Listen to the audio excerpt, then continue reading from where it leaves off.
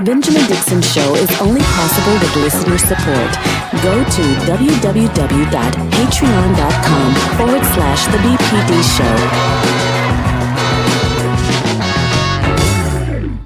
Good morning and welcome to the Benjamin Dixon Morning Show. It is Tuesday, February 15, 2022. Thank you so much for joining us.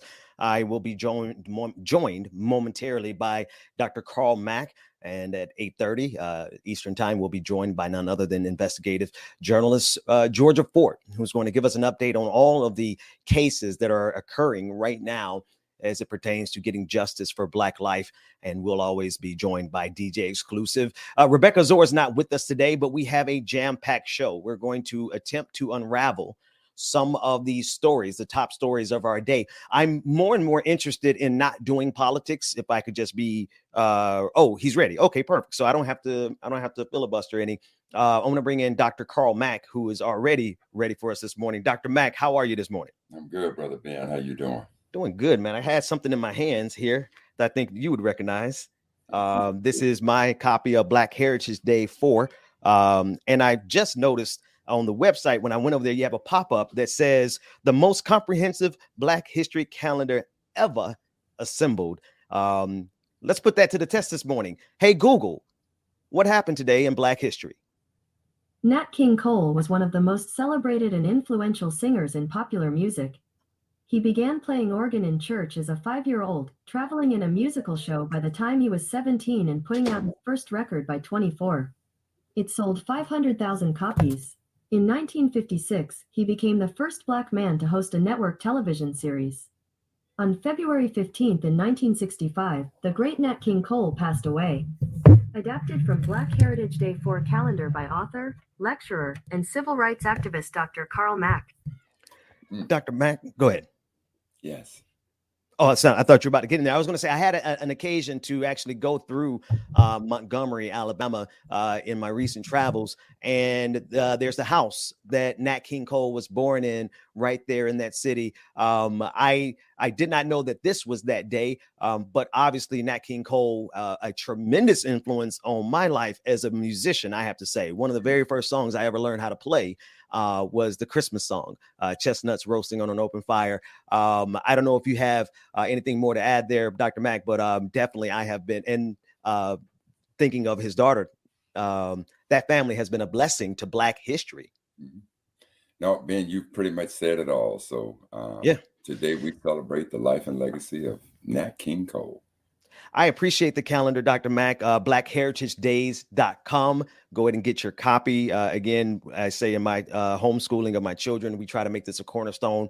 Black history opens up something in our consciousness, to be quite honest with you. And I can speak to that personally, that there's you haven't completed your training if you haven't, or you really never complete your training, but you don't get close to it unless you understand your history. And it's something that this country, especially right now, is committed to ensuring that we don't get the opportunity to learn our history. It's because I think they understand, Dr. Mack, and correct me if you think otherwise, I think they understand the power that's in our history. Oh, without question. There's a reason why somebody coined the cliche, the pen is mightier than the sword. There's a reason why they did that.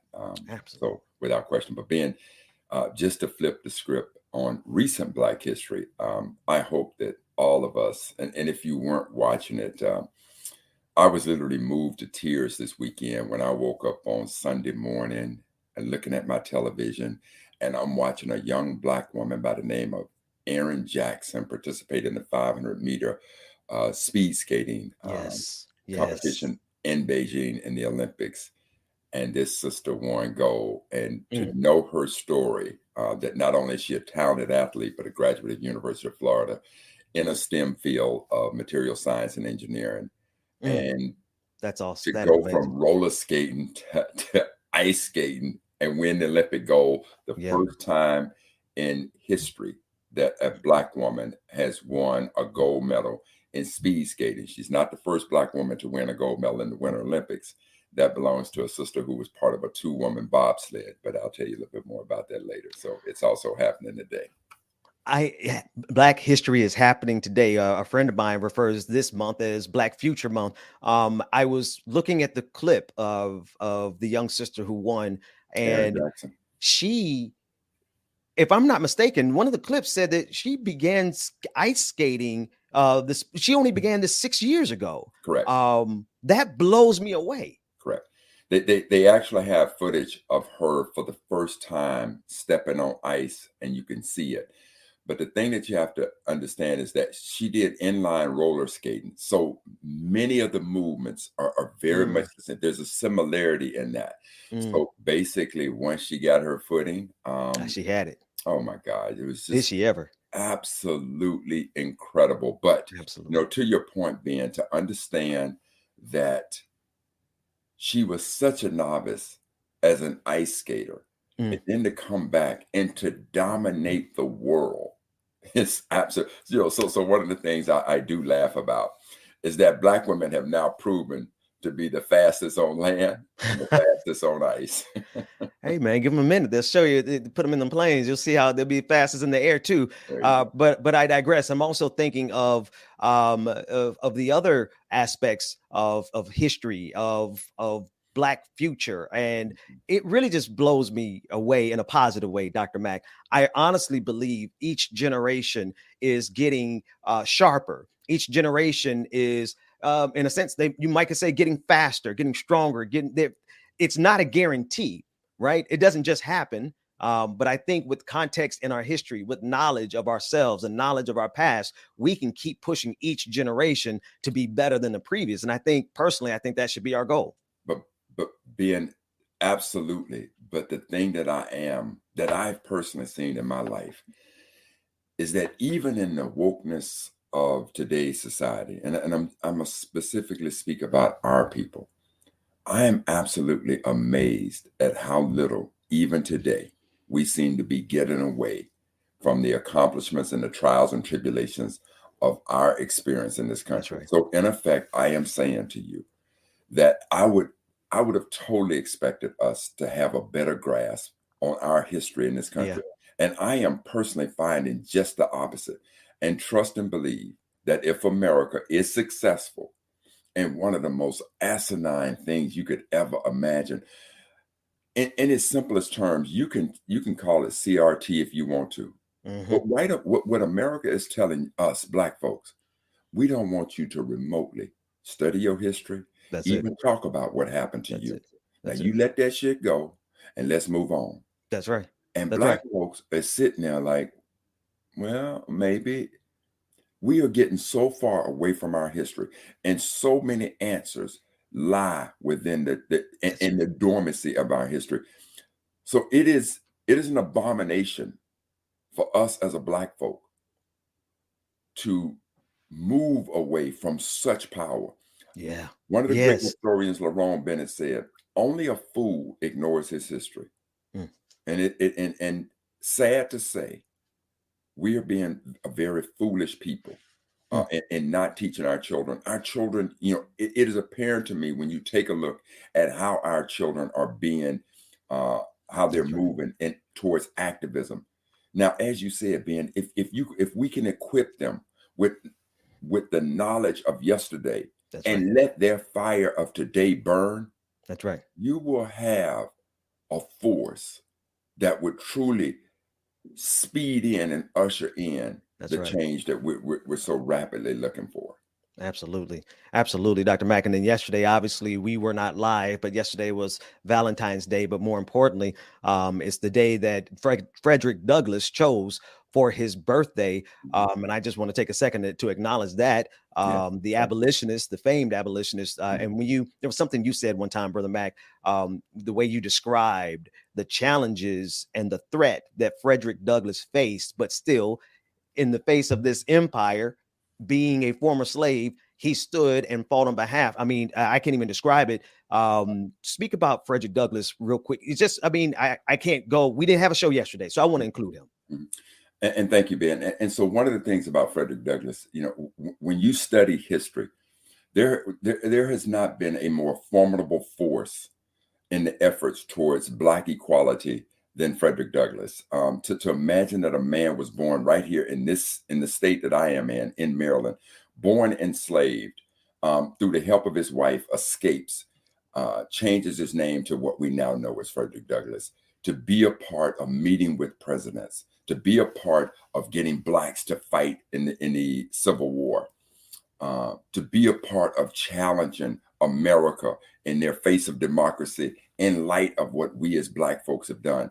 But Frederick Douglass gives us some of the best advice when he says power is never conceded. It must always be taken in a struggle. So even though Frederick Douglass understood diplomacy, he understood the root of things. And when people viewed him like, there he goes again, he's agitating.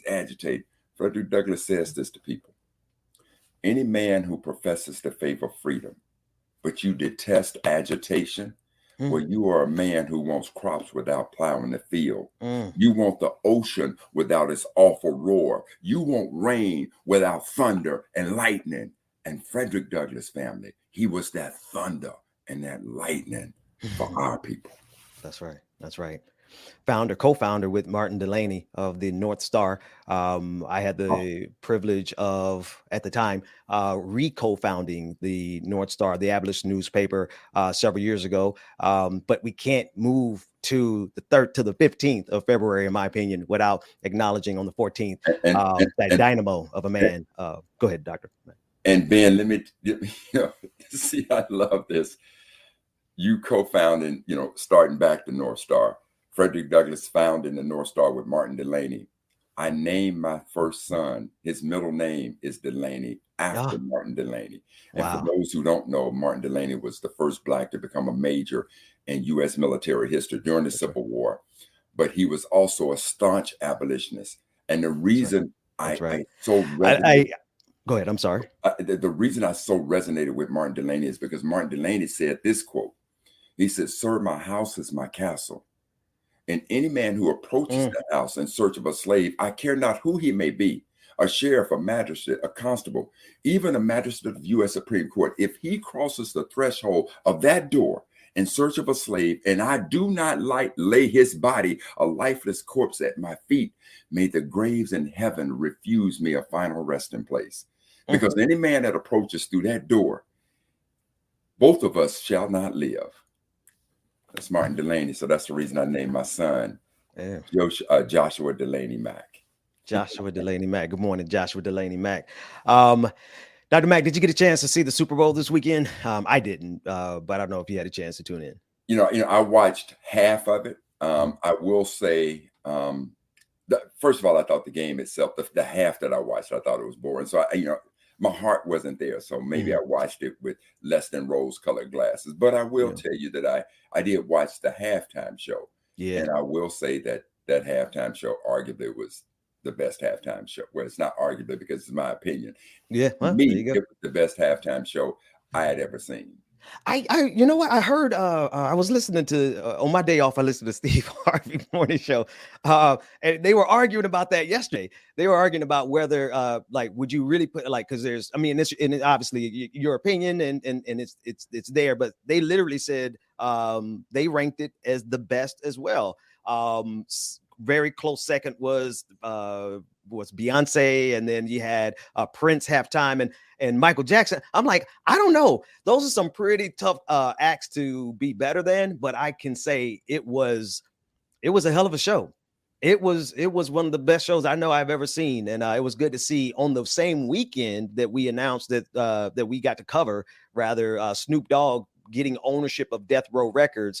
I enjoyed it even more because, they were featured. Snoop and Dr. Dre took me all the way back to 1991 in the Dog Pound. So it was a great show. I was wondering how you felt about that in light of Brian Flores, in light of everything else that's going on, because, the Super Bowl is the Super Bowl. It's the behemoth of a machine, but there's still issues that are going on that have to be addressed.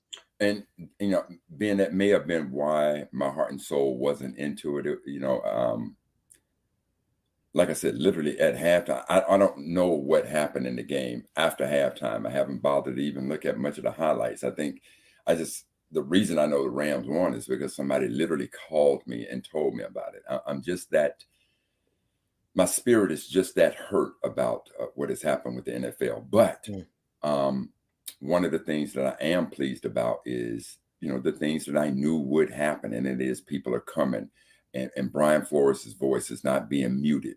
There's a lot of folks beginning to come out, and now we've seen the Houston Texans now hire Lovie Smith. Now, I was less than thrilled with how Lovie Smith said what he said when he addressed the issue of Brian Flores. He said the right things. I just needed him to have a little Carl Mack, a little Frederick Douglass fire into what he said. And do I believe that changes are coming? Without question.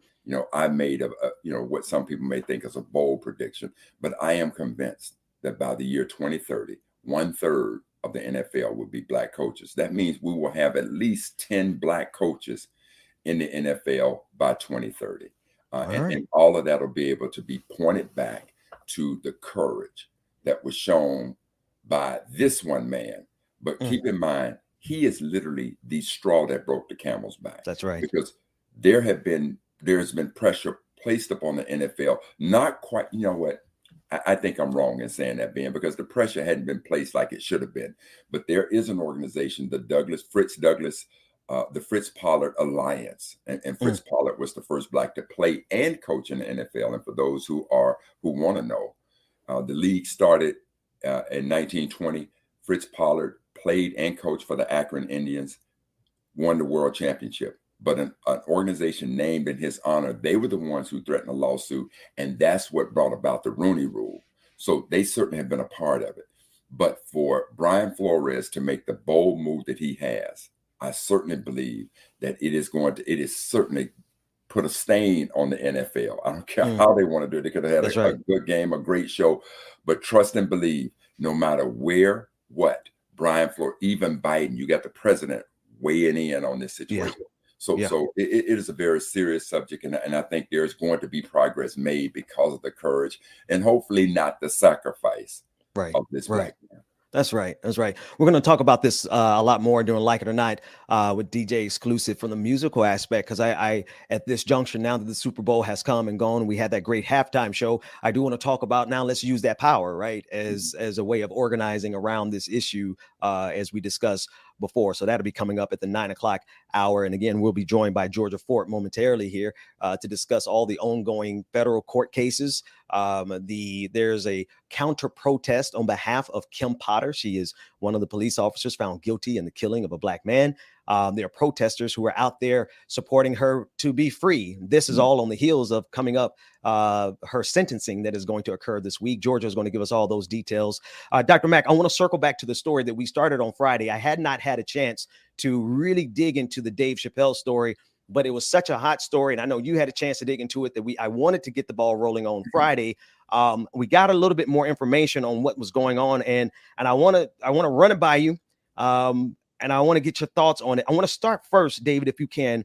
I want to start with the clip, because there was a clip of Yellow Springs citizens who were actually doing this lobbying too, in addition to Dave Chappelle, right? Dave Chappelle was not the only person there advocating on behalf of stopping this project from urbanizing their small town of 4,000 people. We gave all the particular details on Monday. We can go over them again if necessary for the audience, but this is the ongoing issue of whether or not Dave Chappelle blocked affordable housing. Brother Mac, sound like you're about to get in there. Well, no, Ben, I was basically saying, I'm sitting here listening to the way that you're framing the story now. Mm-hmm. It was more than Dave Chappelle. It was the people of Yellow Springs. They wanted to stop this developer from urbanizing their city. See, this description is far more accurate. Mm. And when the media broke the story about Dave Chappelle, they knew it then. They just decided, who cares about the other folks? It's Dave Chappelle in here. If I put that Carl Mack is protesting against the urbanization of Yellow Springs, nobody, well, who cares? Dave Chappelle is doing it. Well, that's going to sell me some newspapers. That's going to get me some eyeballs. So see, I'm just listening to the way that you're framing this now. And trust and believe they could have framed it that way then. Because if you the way that you framed it, one could understand that this just ain't about affordable housing. housing, right? But go ahead, Ben. No problem, man. And well, brother Mac, now you make me feel bad. I'm not trying to sandbag you. No, I'm not trying to say, because after digging into the story, I've come to the exact conclusion that the media did at the beginning. Okay. So I want to get your opinion on it first, because you know we both yield to the truth. So maybe I'm reading it wrong, but I want to start first with this clip, because this does show exactly what I said very clearly. It was not just Dave Chappelle advocating for this. And you're right. Nobody cares if it was just the community leaders. This became a story. One of the reasons it became a story, absolutely no question, is because it simply involves Dave Chappelle. Here are the voices of the other citizens who were advocating for the same thing. Take a listen in. Like clowns. I am not bluffing. I will take it all off the table.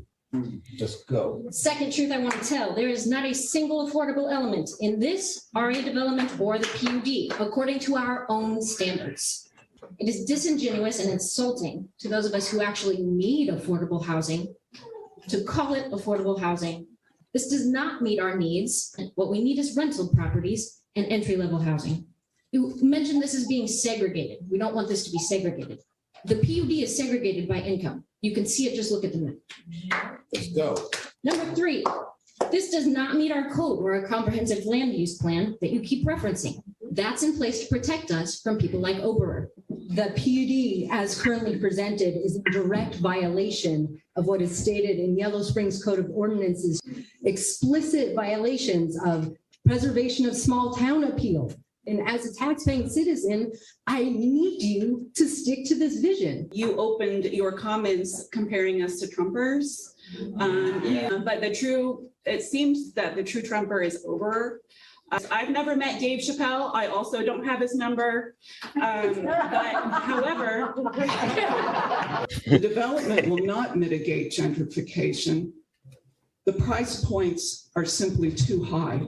These are not starter homes. why not just leave it independent housing and move on from there to what might be real affordable housing? And George Ober, you said you understood the sensibility of Yellow Springs, and we're going to try to emulate that. And the plan that you've developed does not emulate that. We try to bring products that we already build in other locations. We needed houses that started at the price point of $150. The 3-bedroom condos in your brochure were listed at $389, starting at $389. And affordable is, I suppose, a broad term.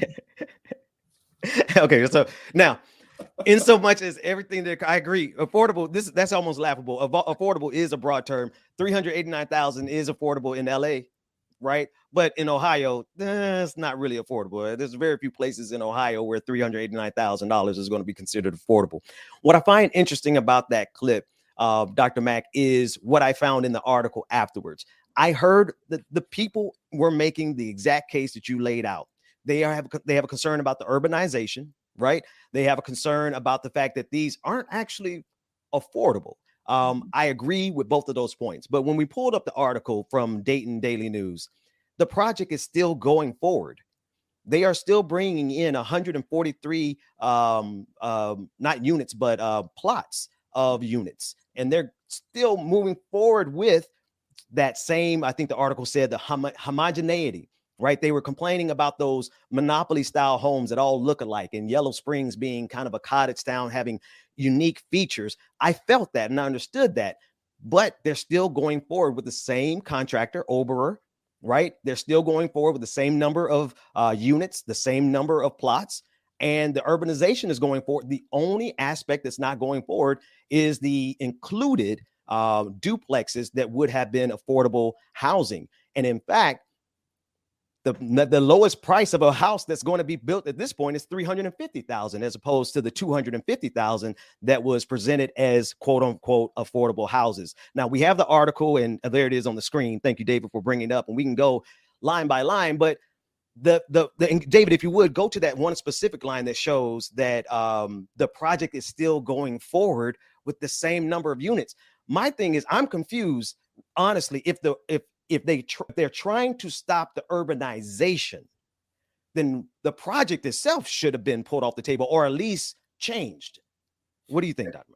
Well, and exactly. So everything you said is absolutely correct. So this is why Dave Chappelle said, if you go on with this project and you wanna mess with the character of what is Yellow Springs, with a company that's making $12 million a year versus what I have, $65 million a year, and what I got proposed, I'll take it all off the table. That's right. Had nothing to do with affordable housing. That is what I'm saying. So when you said we're on the different opposite sides, I'm waiting to understand where we differ here, because here's where we differ. I think we got one last thing. This was never about affordable housing.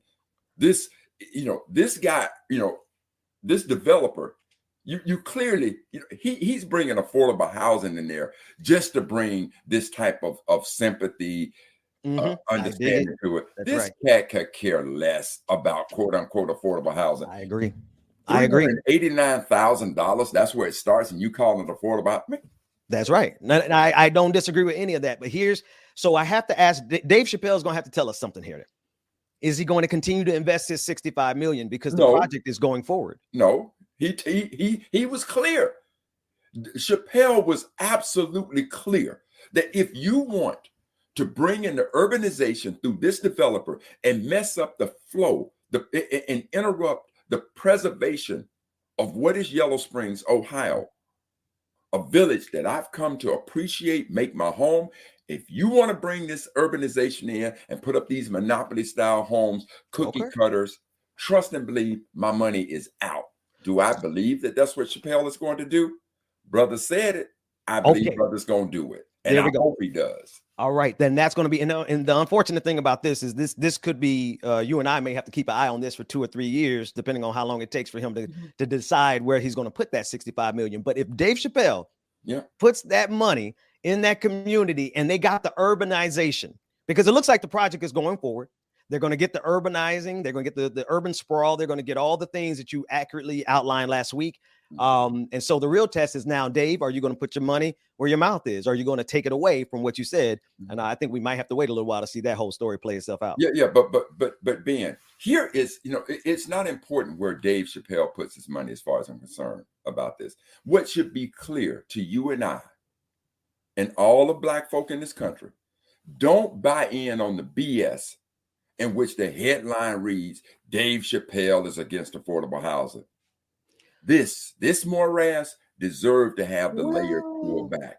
Here's the layer, though. Deserved to have the layers pulled back. This was not about, because the way that the headline reads, one would think that Dave Chappelle, who has made so much money, that now he done forgot where he came from. That's what's in the back of your mind when you read a headline like that. And I'm simply saying that beautiful Black talented brother was not against affordable housing. He ain't never shown no disingenuous attitude towards humanity. This was Dave Chappelle fighting to preserve what he believes is in the best interest of his village, what a lot of folks love about Yellow Springs. That's what it was about. The headlines was misleading. We're coming up. We're coming up at the half hour mark, so I'm not going to be able to finish my own thought on this, but I'll say it like this.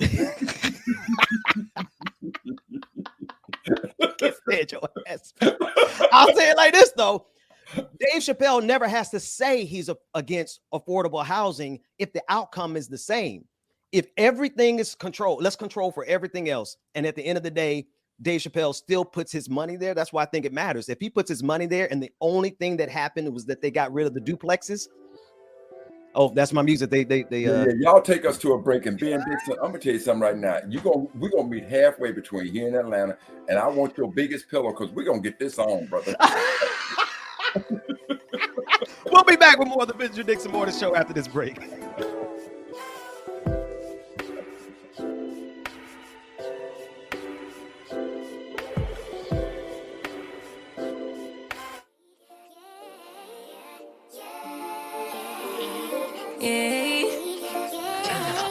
Bad little flex, she wanna know me. I stay low key, all gas, no brakes, baby, let them hoes sleep. Body on 10, make your girl OD. I get in my way, never out of my lane. Feel like you the one and I'm on one. Good morning, people.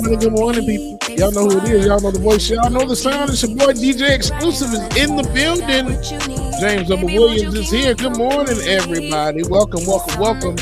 Make sure you grab your coffee, your tea, whatever it is you need to get your morning started, y'all. Good morning, everybody. Keep your minds on me. On try, baby. I think you should side with me. Stay solid one time if you lie with me. Just promise you never lie to me. Keep the moves on tuck. I know it's all love. Everything good. Keep the vibes on crush. I know it's all good. Know it's all love. Good morning, y'all. Y'all make sure y'all stay tuned. We got one coming up on the Benjamin Dixon Morning Show, man. On the Clock is coming up next with George and Fort. Y'all make sure y'all stay tuned. Good morning, everybody. Like I'm feeling like a man. Lately, can't nobody do it like I can. Daily, baddest in the lattice in the land. Body turn your nigga to a fatty up. I made it where I'm at on my own. Had a couple blocks in the road, but I get to the bag on the low. I be counting stacks while they grow. Yeah, you know me, baby. Won't you keep me company? Give me something to do when I get lonely. I got something for you when we get home. If you let me put it down, when I come in town, you should slide on me. Keep your minds on me. On try, baby. I think you should side with me. Stay solid one time if you lie with me. Just promise you. Good morning, everybody. Good morning. See everybody in the chat room. Good morning to you. Make sure you get your coffee and tea, man. We're coming back momentarily, so make sure y'all stay tuned. On the Clock is starting up next.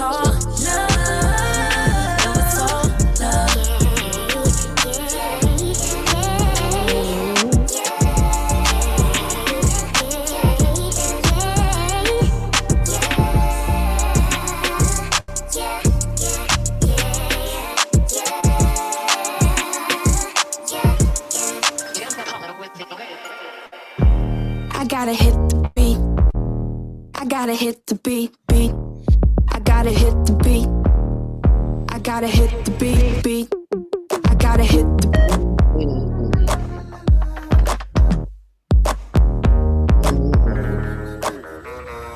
beat. I gotta.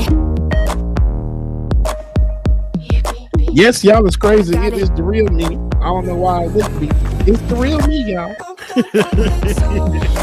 It's the end of October. Champagne on my shoulder. This is my exposure. I'm done and it's over. It's the end of October. Champagne on my shoulder. This is my exposure. I'm done all night long, but the feeling keeps kicking in. Beef with all the girls. Bullshit dripping off the chin. All night long, but the feeling keeps kicking in. Beef with all the girls. Bullshit dripping off the chin.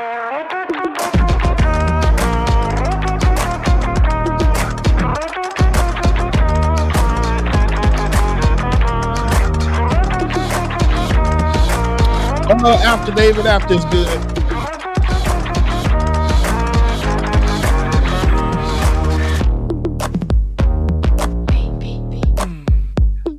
All right, y'all. I think we are ready to go now. I gotta hit the beat. I gotta hit the You drop this. Yeah. Like they're bringing What needed this song is called Hit the Beat by Make Room for the Kings or something? Make Room for the Kids. Called Hit the Beat, Make Room for the Kids. Feel like cold nights feel heavy. Same place going in the heart of the city. Nitty gritty feels iffy and the eyes feel shifty. The shit we're in, yo, it's all mad risky. all night long, but the feeling keeps kicking in. Beef with all the girls. Bullshit dripping off the chin. All night long, but the feeling keeps kicking in. All right, y'all. Welcome back to the screen. My brother from another mother, Benjamin Dixon, man. Good morning, Ben.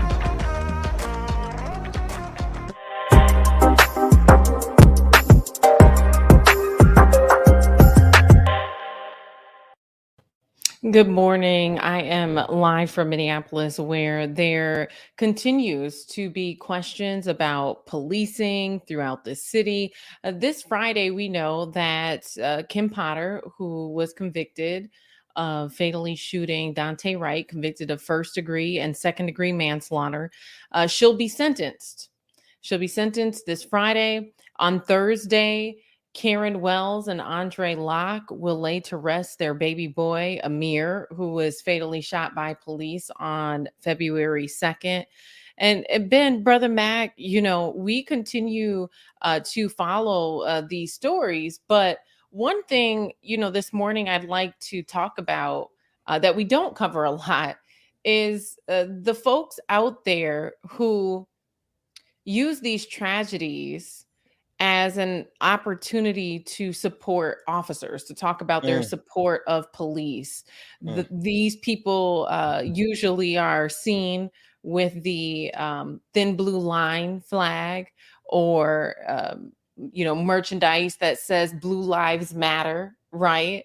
We don't talk about that side of it very often, but those people have shown up at some of the most tragic times to push forth their agenda despite the loss of life. Yeah. So support, I'm thinking about how many times we see that happen for Black life and for they show up at funerals and protests. It's surprising to me in one regard, but it's not surprising because America is a system that will protect itself. And there are people who genuinely believe that the police officers who killed these Black men and women are innocent. There are some people who honestly believe in the depth of their hearts. I mean, if they were to stand before their maker and ask whether or not Derek Chauvin deserves to be in jail, they would say no, because they firmly believe in this less than human nature that they try to imbue on Black people. Yeah. And sometimes even we've seen these folks play victim. I was covering a Free Kim Potter protest over the weekend where a number of individuals showed up outside of the Shakopee prison. And I'm hearing that they actually got some intel either from the warden or from Kim Potter herself about where to position themselves outside of the prison so that she could hear them or see them. And so there was probably about a dozen of these individuals standing outside and had lots of banners, lots of shirts that said Free Kim Potter. Their dog even had a shirt that said Free Kim Potter. Dante Wright's family found out about this move to Free Kim Potter. And so they showed up.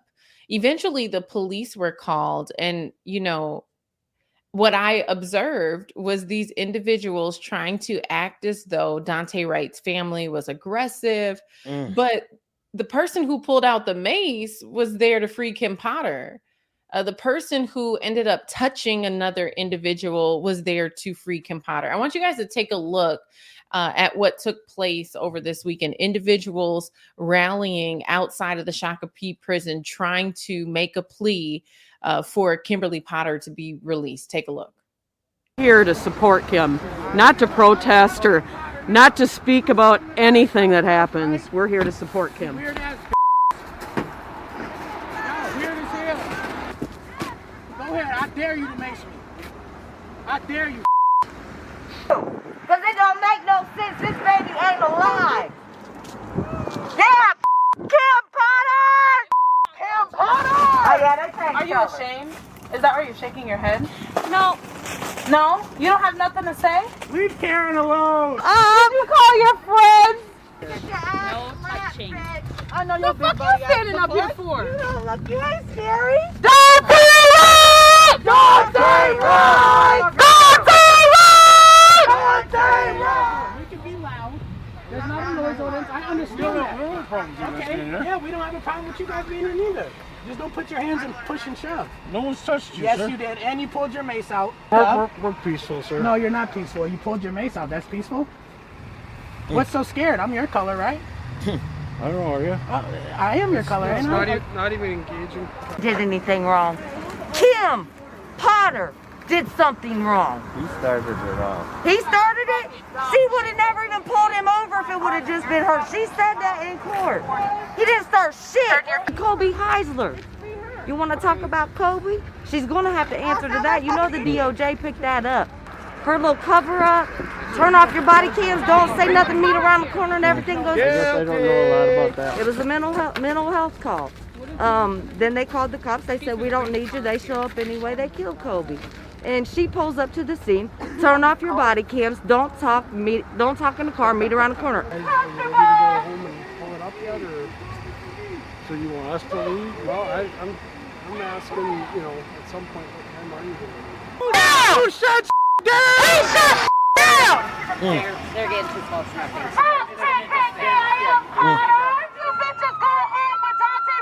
So, you know, what struck me even was the entitlement of the individual who was talking to the officer, and he's like, oh, so you want us to leave? And there was this, it felt like, sense of entitlement that they shouldn't have to leave, that Dante Wright's family should have to leave. And it's just mind-boggling that, you know, we have gone through the entire judicial process.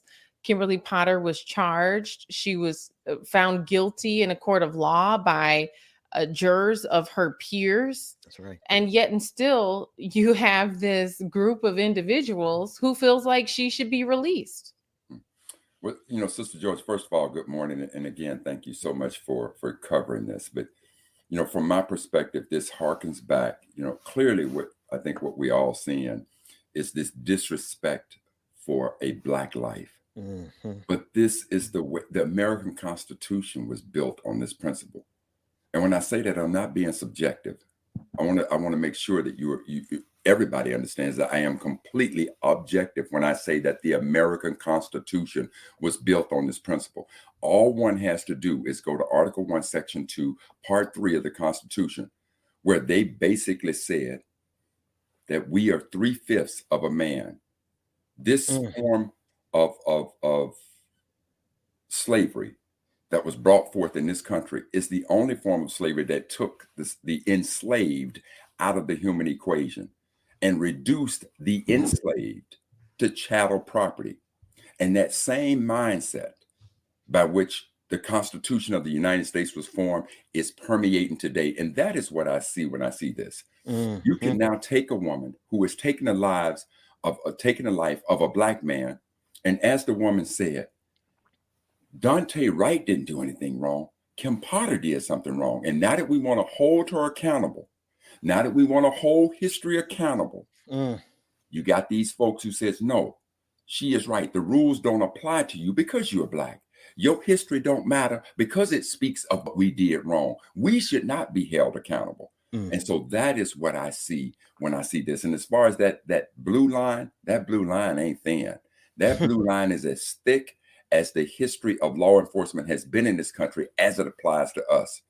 They want to protect themselves. They don't want to hold themselves accountable, and they want to treat us in the same form that the Constitution was formed, in the fact that we are less than human and we don't deserve the accountability when one, as you so aptly stated, Sister Ford, when one breaks the law, is held accountable, judged, held accountable in a court of law. But that's not fair. Still, let her go. That's right. Yeah, that's right. And they're so confident in their wrongness. That's the thing that blows me away, is that there's a group of people in this country, and I don't know, maybe we're all capable of being that confident in our wrongness, but God help me, I don't want to be that wrong and that loud and put myself in a position where I am now actively harming another family who lost their loved one because my mindset. And when I see those people, I see twisted mentalities. I see people who think that Black life, like Dr. Mack said, is less valuable. They'll never say it. But at the end of the day, when you're willing to say a person who has killed someone, who has gone through due process and is now guilty, deserves to be free. And watch this, Georgia, you put us up on this game. All this is leading up to the sentencing this week, if I'm not mistaken, correct? Yeah, that's right. The sentencing is scheduled for this Friday, which we do plan to stream that. So we'll find out how long Kim Potter will serve. And when we look in Minnesota, I mean, the only other cases we can point to is Chauvin, who was sentenced to 22 years. However, he had harsher charges, right? And then there's Muhammad Noor, who had similar charges as Kim Potter. And these were both two other former officers who were charged and convicted. Muhammad Noor was sentenced to, I believe, 12 years, but he appealed some of his charges. And so I believe his sentence was reduced. So there's a big question mark as to how much time Kim Potter is going to be serving. But this idea that you have people who are advocating for quote unquote blue lives when there is no such thing as a blue life. And this is a direct response to the advocacy for Black life. We have this portion of the population that wants to uphold the badge and make it seem as though when you have that badge, you have a right to kill, with impunity. And this idea that, blue lives matter. Well, there is no such thing as a blue life. At the end of the day, the men and women who wear that uniform can go home and they can take it off. They can go home. They can choose a different profession if they want to. When you are born Black in this country, there ain't no walking out your skin. It is a part of who you are. And the way that this society has continuously dehumanized us and criminalized us, I think that the folks who are advocating for Black life have every right to protest and to be upset and continue doing what they're doing, right? And Georgia, you said something, and based on your extensive coverage in Minnesota, you said that we don't have many of these cases to compare to. So can you speak to that? Being in Minnesota, clearly we can name the number of Black lives that have been taken. But Georgia, how many police officers have been held accountable prior to Chauvin for the killing of a Black man in that state that you know of? The only one I know of is Muhammad Noor. A Black man. And the first case of a officer being held accountable was one where the cop was Black and the person who was killed was white. That was the first case. A white woman. Now, and see, the other thing is when you played that clip, the woman said something that is so American. She said, quote, "I'm not here to speak about anything that happened. I'm just here to support her." Be damned what happened. So what? I don't care if she was wrong. I don't care if Chauvin killed. I don't care if these police officers kill Black folks. We don't care. We're just here to support them. That is so American. Yes, sir. That's an American move right there if I've ever seen one. Yeah, and I mean, there's some ignorance to that, right? You're blindly supporting people, whether they're right or wrong. You're just standing behind them, and it's unfortunate. And when you think also about the criminal justice system, that where we've seen instances of Black people, like look at Central Park 5, right, where they were innocent and convicted. Scottsboro boys. And how hard we have to fight to get innocent people out. And here you have someone who we have footage and evidence of their wrongdoing, yet and still you have white Americans that want to stand by them. Even think about the people who want free Rittenhouse, right? The people who supported him. It just continues to blow my mind. Last thing I'll note on this case of the Free Kim Potter protest, the main individual, he was a heavier set man, the one we saw talking to the officer, and he said, "Oh, you want us to leave?" The one who spoke with so much entitlement, he drove up in a big red pickup truck. And one thing I observed was lights that were positioned on the glass, almost by the dashboard, as though maybe he also was a cop. It looks like his vehicle could have been used in undercover situations or And so I questioned whether or not he was an off-duty officer, and then also because of his communication that he had with officers when they arrived on the scene. It looked like he knew them, he was familiar with them, and he spoke with the entitlement of, like, I should have the right to be here and everybody else should have to leave. And that concerns me deeply as well, to live in Minnesota and know that potentially someone like him is an off-duty officer using his free time to free someone who has been justly convicted for killing another individual in our community. Georgia, the one thing that I would say differently, as you said, there's an ignorance, the ignorance in its quintessential meaning means lack of knowledge.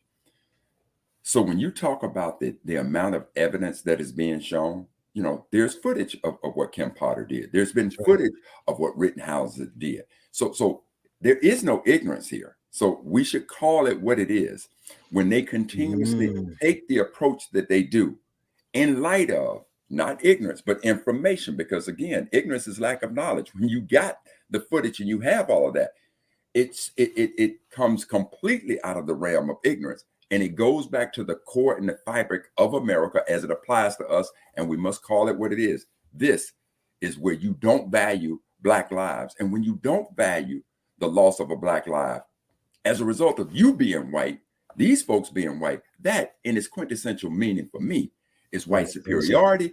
It is racism at its core. Yeah. I'm just listening to both of you, and I think that's right. There's a veil of bigotry, racism, white supremacy. It is a complete. It's all the. They have a complete inability. They have a complete inability to recognize the humanity of anyone else except for their own, and that is being brought to bear when they pull us over. Georgia, you were talking about the the possible police officer because of his disposition, his communication, and his vehicle. I'll just go a little bit step further and say every time we get pulled over, we are getting pulled over by someone who has a political ideology. We're getting pulled over by someone who has a political affiliation. And depending on where you are and who you get pulled over by, you might be getting pulled over by a Trump supporter. So I absolutely have no problem whatsoever identifying police officers outside of their blue shield, because underneath that shield is a political ideology, most likely conservatism, which is detrimental to the health of Black people. Yeah. And this is all on the backdrop of a federal trial that is still happening in Minnesota, a federal trial for the other 3 officers who are charged in the death of George Floyd. The federal charges specifically are for violating George Floyd's civil rights.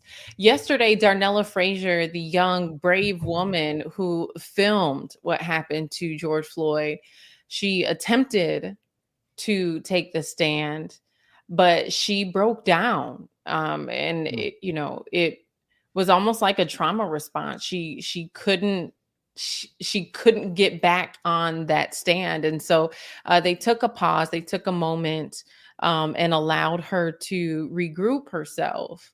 But, that it reminded me of the state trial and all of the youth, the young people who witnessed this horrific murder, and how that has continued to haunt them and how that has impacted them.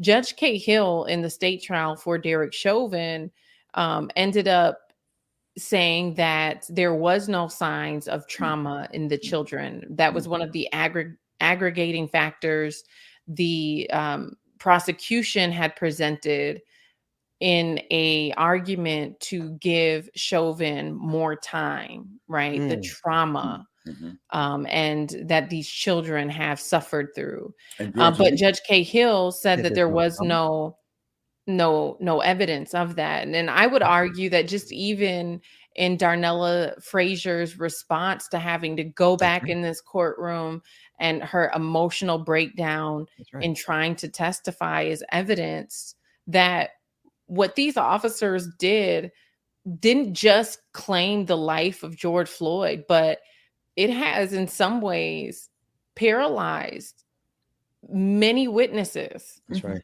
For the rest of their lives. Right. And Georgia, think about now, just go deeper into what Judge Cahill said, that there was no emotional drama. Is two things come to mind. Number one, you don't see my children as children. You don't even see my children as having emotions. You don't even see Black folks as having emotions. Not only is that the thing that comes to mind, but the other thing is, if there was no emotion, then explain to me how 26 million people took to the streets of this country, let alone around the world, because there was an emotional reaction to what we saw Chauvin do in committing that murder against George Floyd. See, that again is where you dehumanize not only us as a people, but you don't even think my babies have emotions. F you, Judge Hill. You ain't even a judge. Let's call you what you is. You sitting there on the bench with a sheet. Just happen to be wrapped in black this time. But that's who you are.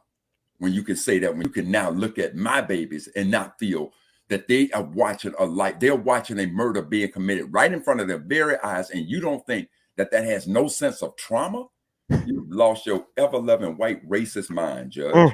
Well, and he's under criticism now, further criticism, because he's the judge who signed the no-knock warrant. No-knock warrant, that's that right. led to the death of Amir Locke.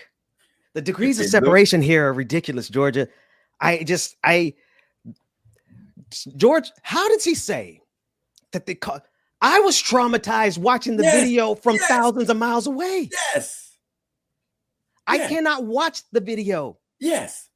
I was getting ready to yell at David about having images in here, but I realized that this is a compilation, so it's not his fault. I don't even want to see the video today. Right. It's triggering. Now, Brother Mac, I'm going to be honest with you. What you just said was even more triggering because you put it in the proper context, right? The proper context is they don't see our children as human. Right. And that's triggering to me. I'm going to yield the floor. And Ben, when you can't do that, I'm going to call you what you are. See, you don't even see me as human. I'm going to take you back to the fabric of the Constitution. That's the way the Constitution was built for this country. And now this fool sits on a bench, supposed to be rendering justice. And you want to look at my babies? I'm with you. I remember when my mother called me, my mama called me from Mississippi crying because of what she saw. And now you don't think this has a triggering effect on my children? And you want to sit at the bench and say that? Wait, you're white racist. The child who recorded it in real time. Yes. And could hear the voice. Yes. I don't want to be too dramatic, but that judge has lost his damn mind. No, it ain't about being dramatic. This is it. And this is part of the problem, Ben. We want to sit here. We can't sit here and talk about play some music. No, Brother Mac, I gotta play some music, man. I gotta get out of here. Well, I'm going to continue to follow the federal trial. Obviously, it's a lot more difficult to report on because we can't film anything. Yeah. And there's a lot more restrictions in terms of access. But we do know the prosecution's resting their case. So the defense is going to have an opportunity to call forth their witnesses. And from there, they'll have closing arguments. So not exactly sure how many witnesses the defense has, but they will be wrapping up soon. So I'll continue to follow it. A lot of people want to know whether or not the other 3 officers are going to be held responsible as well for what happened to George Floyd, for their lack of intervening and assisting him. So we'll see. We'll continue to follow that. And then the state trial in that case for the other 3 officers has been pushed to June. So we'll continue to follow those. Yes, George. Thank you. Thank you for carrying us low because I can't. Thank you for what you're doing. Absolutely. Absolutely. We'll be back with more of the Benjamin Dixon Morning Show right after this break.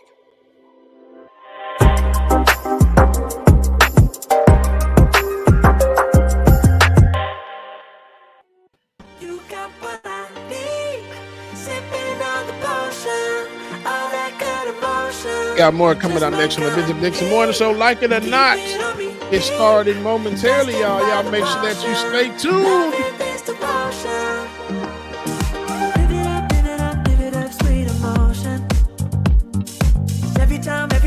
Good morning, everybody. Ziggy, good morning. Miss Nuru, Hollywood, Queen Abby, Barbara, Brother Chuck Diesel, Roller Dragon, what's going on? Shay, good morning. Mom and Daddy, good morning. See, I know y'all out there somewhere.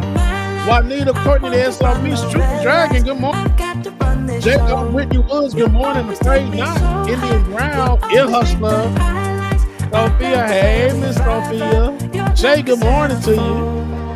Brother Lateef, what's going on? On it goes, what's going on? Good morning.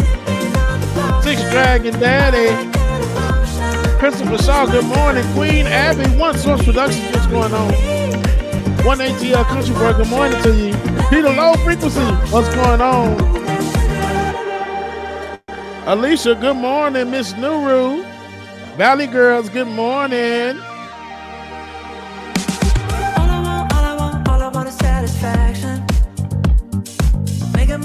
Smash, good morning to you. Give me that good reaction. Gonna make it right, little like another rock can with you. Big Peace, what's going on? Stoic, good morning to you.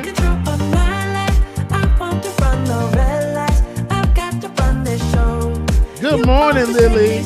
Mary C, good morning.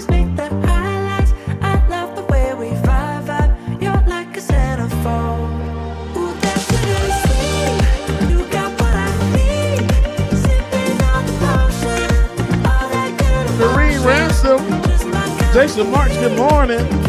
Truth the Dragon, good morning again. Courtney the SLP, good morning.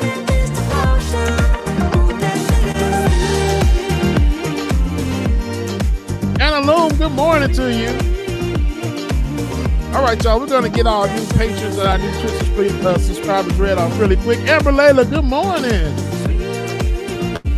All right, y'all, shout out to Luke K. Luke Kang, what's going on, Luke? Who subscribed to the new patron to the BPD. Arthur L. increased their pledge by 10 times. Shout out Arthur L. We appreciate you, Arthur. 10 times. 10X is what I see. 10 times. We appreciate you, sir. Appreciate you. Mary C. doubled their pledge. More than doubled their pledge. Mary C. We appreciate you. Thank you so much, Mary. Our new Twitch subscribers. We have MX Slithering, who resubscribed with Prime and commented happy to support. Been subscribed for 6 months. This cute cat resubscribed. And they've been subscribed for over a year. Hot crap. All right, Sis Cute Cat, good morning to you. Like it or not, it's going down. Shout out, Brother Luke Kang. What's going on? Y'all stick around. Oh, Rebecca's on. It's coming through. But not today, though. She got a work pain, so she won't be joining us today. But yeah. Good story for you. Oh, Benjamin, that's my dog. This is his show. He's a politics bro. Brittany Woods, right? I definitely would have been a gay communist draft dodger. Okay? Like all the crap y'all wanted about me. I stay dropping them jams. Like it or not, it's going down. Like it or not. That's right, Lee. The man is trying to take Rebecca away from us. Like it or not, it's starting now. Like it or not, it's about to go down. Like It or Not with Benjamin Dixon starts now.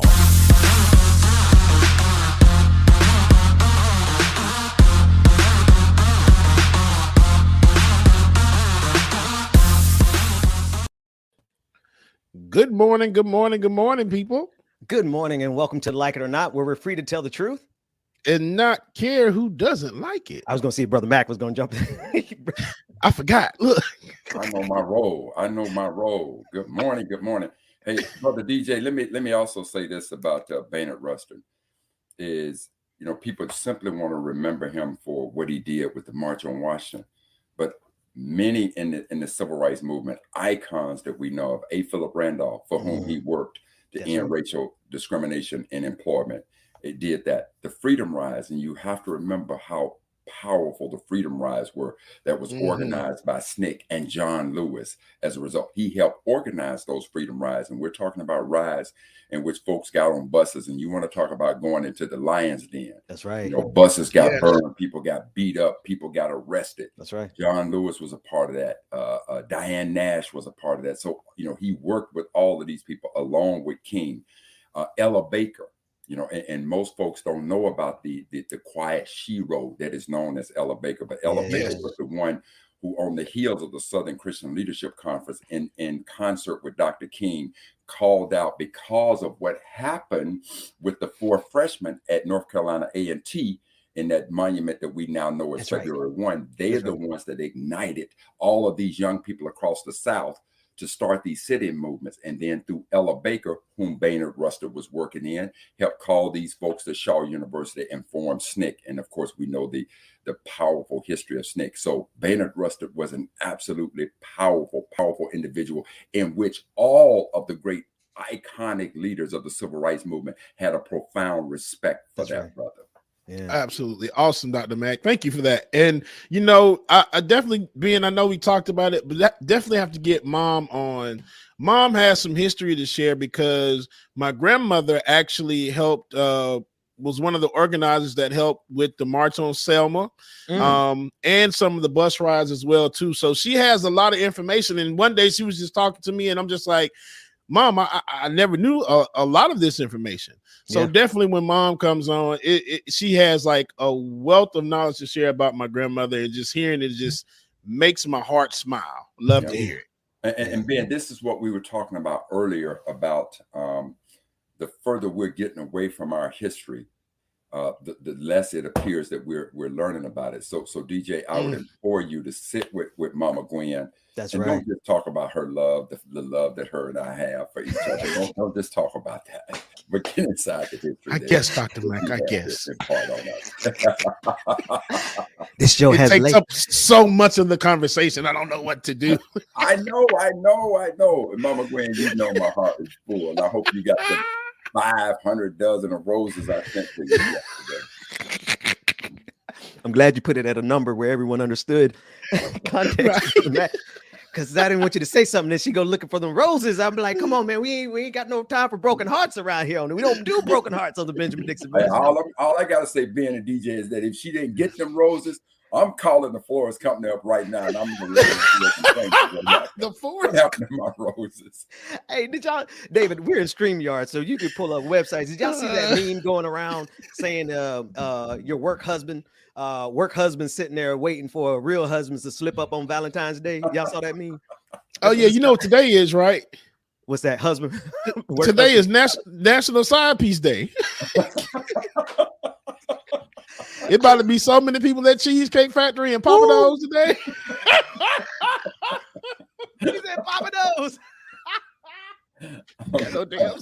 Listen, I ain't got nothing to say about it other than I spent my Valentine's Day with my wife, and I'm gonna spend the day after Valentine's Day with my wife. Let me get my head off the chopping block there. Kodak Black, James. I want to throw an audible because I saw we have all this wonderful these headlines that are being brought to us by Black Press. Black Press is the company that is run by Georgia Fort. And in that footage, we had footage of Kodak Black from the home team. For me, I'm from Pompano. He went to Ely High School. I went to Ely High School. He got shot at Justin Bieber's party. I'm not sure what the occasion was. It's kind of crazy when you first hear the story. And I ain't gonna say you. I'm gonna say me. I'm gonna take the fall for this. When I first heard the story, I'm like, what kind of ghetto-ish is going on now? They about to, I didn't know if the boy had made it. I was getting mad because he was from the home team. Then I find out, this happened at Justin Bieber's party. Yeah, I'm like, it was. Go ahead, James. Yeah, I was about to say it was outside of Justin Bieber's party. It was a Super Bowl party, and apparently, I don't know if he was fighting someone or I guess something that carried over outside. And once he started fighting, that's when guns started blazing. You go, before we get to that story, this is the meme. Brother Mac, work husbands, he didn't get you nothing for Valentine's. I'd never do you like that. Why? And why I gotta be in the call center? It's always in the call center. And why is he sitting like that? Right. Oh, he ain't get you nothing for Valentine's Day? I got you, baby. It's also the work husband is also equal to food bay. So don't ever send your wife out without money for lunch, because there's a bunch of food bays sitting there waiting to take your wife out to dinner. Anyway, I digress. Back to Kodak Black. And I just really want to talk about it because it would have been. I don't want to make everything about race, but this is America.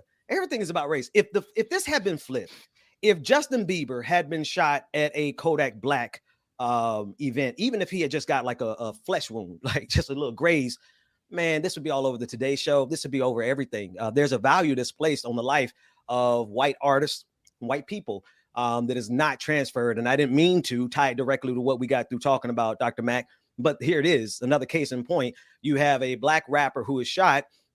He's going to be fine. It was, he had to have, they had to go to the hospital. So it was a real injury. But much of the conversation just kind of moved past it. And I just don't think it would be the same if the darling Justin Bieber had been the one who got shot at a black party. I know that's a huge speculation, but everything that I've seen in my life tells me that might be the case. Or do you think it would have been the same? I don't know, brother. No. I'm gonna leave that between you and DJ. I'm gonna sit on the sideline with the pom-poms and okay. Brother, one thing I love about Brother Mac, he know what conversations not to get into. Right. I think it's still no, I don't think it would have been the same. No, for the simple fact it's at Justin Bieber's party. I think that's what's making it blow up so much. Take off Justin Bieber and just if you would have just said a Super Bowl party, this would have been all over the place. Like, we can't, why are these rappers doing this and that, blah, blah, blah. The narrative would have been real different.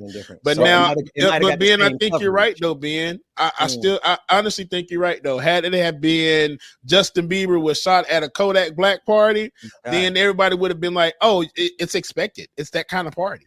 And then you have, I don't know, there's an emphasis that's placed on Black music.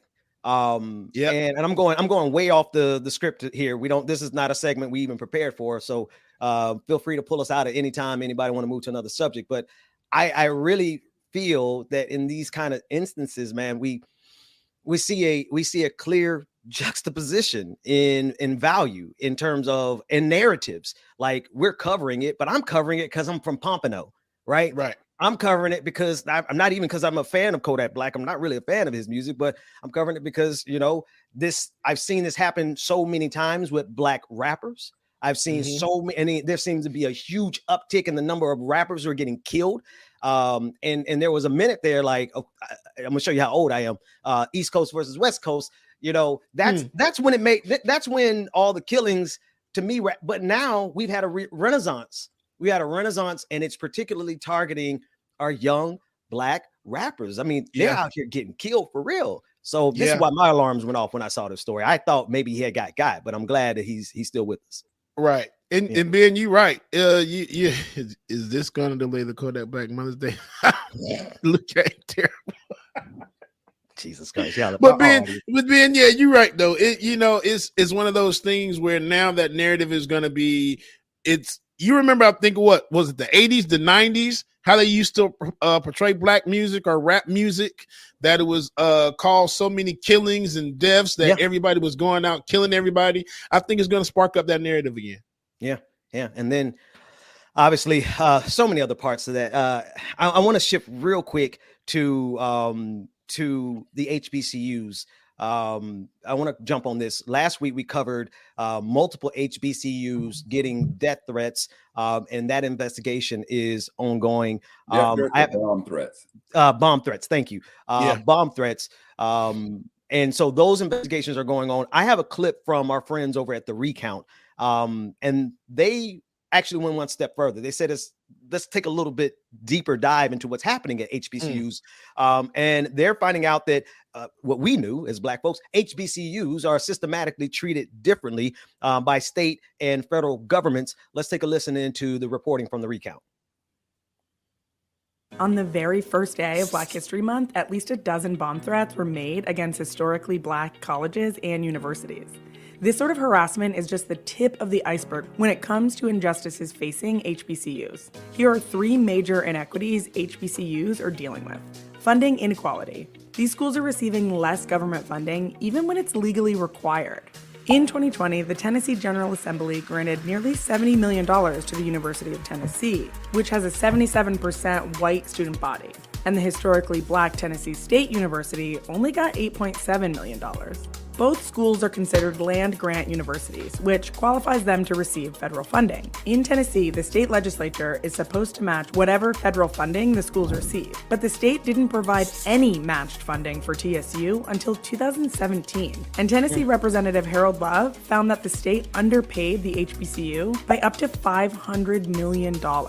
And it's not just Tennessee. Ivy League schools like Harvard and Yale sell tax-exempt bonds to raise cash. Studies have shown that HBCUs have a harder time securing bonds, and they pay more for them. On an average $30 million bond, HBCUs are paying $35,000 more in fees than mostly white universities. Coronavirus relief inequality. When it came to federal relief for higher education institutions disrupted by the pandemic, of the $14 million given out, only 10% of that money was divided among all 107 HBCUs. And since about 3/4 of HBCU students fall into the lower income bracket, combine that with the fact that people in lower income housing have a harder time accessing reliable internet access, remote classes can become a huge challenge. Unequal campus infrastructure. A 2018 report found that almost all HBCUs reported that about 50% of their facilities needed repair. Some of the oldest campuses have buildings that date back to the 1800s. After years of deferred maintenance due to budget concerns, Grambling State University had to close a library because it became an environmental hazard. These historic institutions are not only providing a critical pipeline into the workforce, they are essential threads in the fabric of American society. Their neglect impacts the entire country, and there's a huge responsibility on elected leaders to ensure that they thrive. Shout out to the team over at The Recount for putting that together. 1/3 of that I knew. I knew about the disparity in funding, but actually I don't want to say nothing. Brother Mac, what you got? Because that blows me. Well, I mean, I'll go back to the original bomb threats. To these HBCUs. I want us to remember back in, I think it was 95, 96. I think it was like an 18-month period when all of a sudden you had this rash of Black churches being burned all over the place. So, right now what we're seeing is another example of, as things ramp up, why are these Black historical HBCUs being targeted? See, keep in mind what's going on in American society, American politics today. The layers of onions are being pulled back on what happened on January 6th with Trump. And think about how many folks in this country truly believe that the election was stolen. Now they're seeing that this big lie is being unraveled right in front of their very eyes. We're seeing people like Mitch McConnell, who at one point condemned Trump, then went on the support of Trump, now coming back and saying, no, it was an insurrection, because they're looking at what the Constitution says. The Constitution says that if you've been a part of any part of an insurrection to overthrow this government, you can't serve in those positions. So you're now beginning to see these people walk themselves back on these types of situations. But more importantly, you've been able to see police officers who are killing Black folks being held accountable. And as a result of that, you're beginning to see this backlash in this country.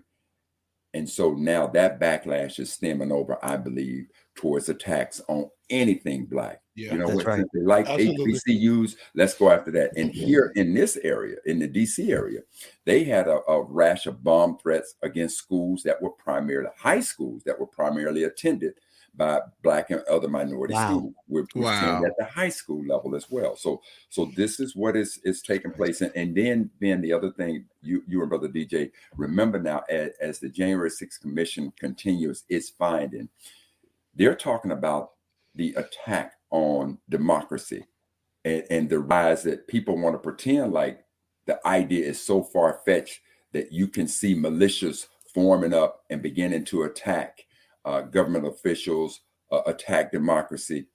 But more and more that they pull that layer back, you're seeing it in the underground, much talk about this types of actions as we move towards, quote, a more perfect society. That's right. Yeah. You know, and I know Cookman got one. Ben Bethune-Cookman was on that list, and theirs was pretty significant. You know, they said that there were going to be 7 book bags placed on campus with C4, and also a gunman was going to be on campus. Now they're saying that they know that there are some teens or some juveniles responsible for this, like 6 to 8 juveniles. They still don't know who they are, so they claim. But they also say that a good bit of them have ties to neo-Nazi roots. So my thing is, when does this stop becoming threats and when does it start becoming actions? That's a scary thought to think about. Well, see, DJ, you know, the thing that we need to keep in mind here is that the most powerful nations in the world are those nations that have arguably the most powerful technology. Trust and believe.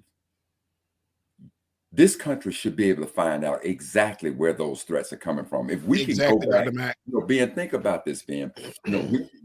How is it that they were able to tie the interference of a national election back to Russia? Because we were able, through our technology, to find out where the sources are coming from. Trust and believe, America.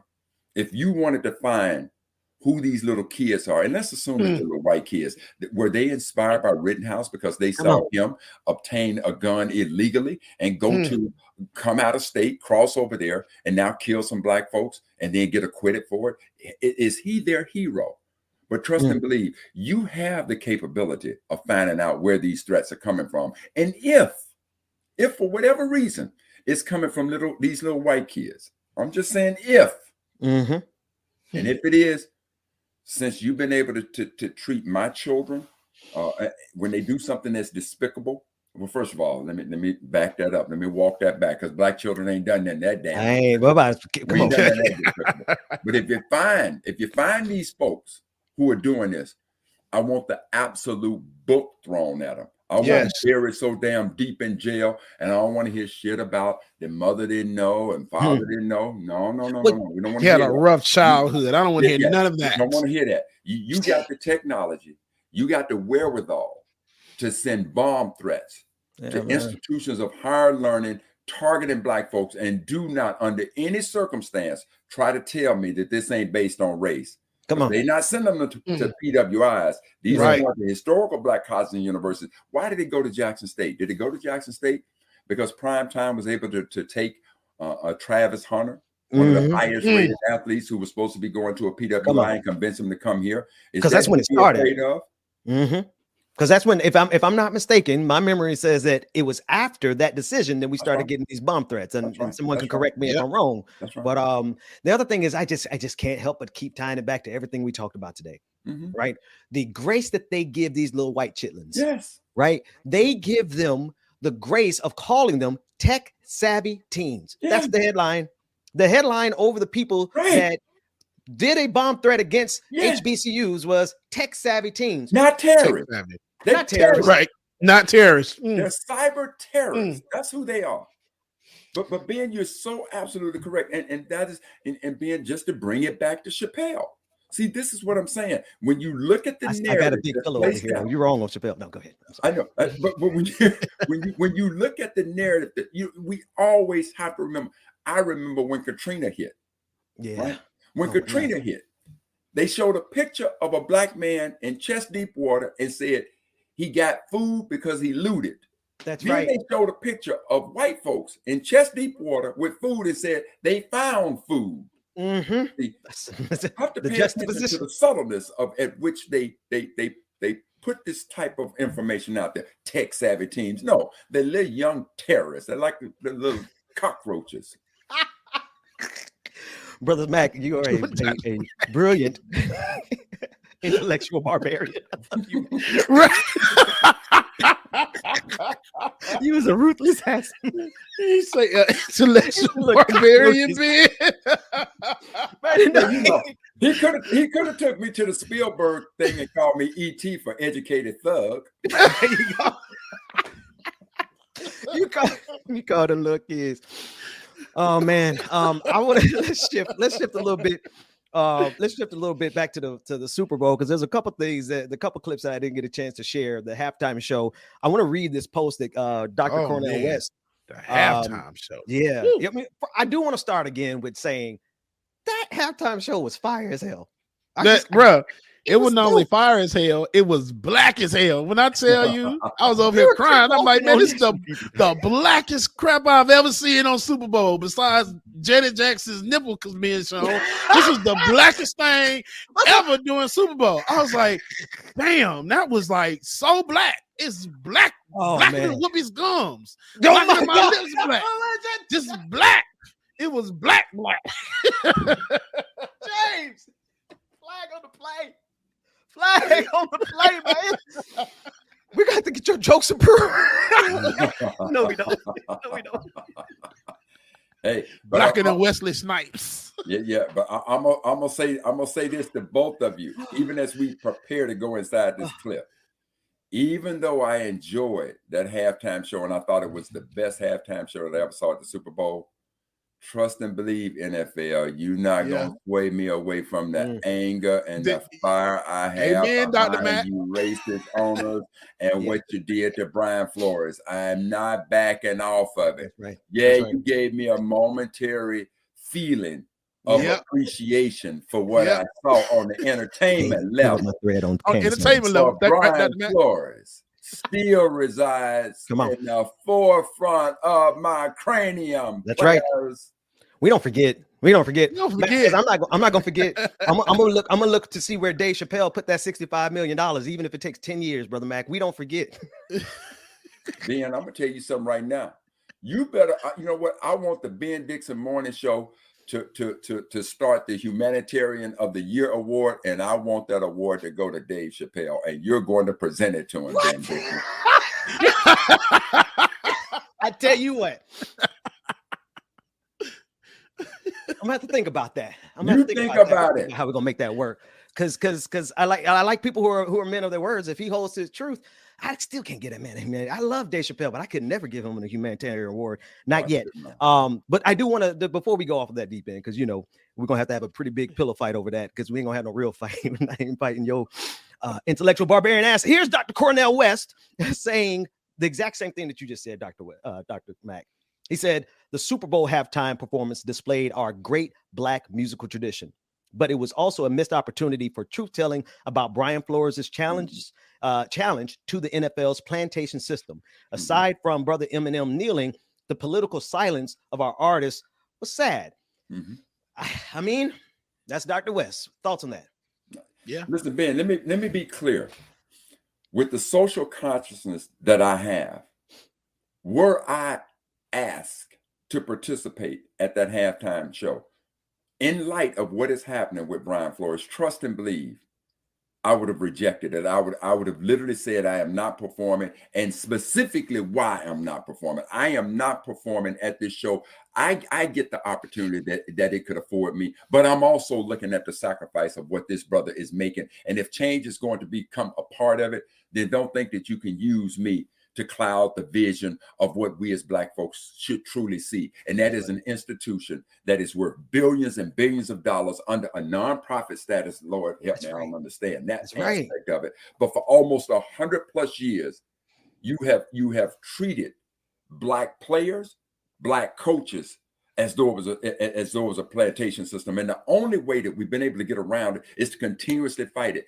Not only did you do it, first you wanted to exclude Black players. That's right. Then when it came to quarterback, and that's why we celebrated Doug Williams the way we did, because I remember when so many of you believed that Blacks didn't have the intellectual, the mental capability of being the general, to be the quarterback on the field, and you kept them out. I'm not going to forget about all them yards that Warren Moon had up in the Canadian Football League because you wouldn't give him an opportunity to play quarterback here. I'm not going to remember how when Blacks were drafted for quarterback, drafted after playing quarterback in college, you now wanted to convert them to a receiver, a running back, hell, maybe even a linebacker. I'm not going to forget those things. I'm not going to forget the fact that you got so many talented black players who are now sitting on the sidelines, being offensive coordinators, defensive coordinators, coming up through the ranks, more than qualified to be black coaches, and you won't do it. And you think that I'm gonna forget about all that because I heard Snoop and Dr. Dre and Mary J. Blige and 50 Cent. I ain't forgetting. My memory is worth more than 50 Cent. No, actually, yeah, well done to that. Wait a minute. We're laughing because it was funny, but damn it, that's the takeaway. Our memory is longer than that halftime show. Mm-hmm. We ain't gonna forget just because y'all. But see that Pied Piper thing. That don't really. I don't think it ever worked on us. I think white folks fooled themselves into thinking that they could just control black people. Right? Put a little music out there, they'd be all right. Do a little of this. Nah, we ain't never been controlled by you all. We have just very methodically maneuvered our way through your system. I want to play one other clip real quick that echoes everything we're saying here. And this is from David Zirin. He said, and it's a saying, I want to play the clip of him expressing it. And this is what he says. As the expression goes, speaking of the NFL, they want all of the rhythm of black culture, but none of the blues. Let's take a listen. Amen. Boom.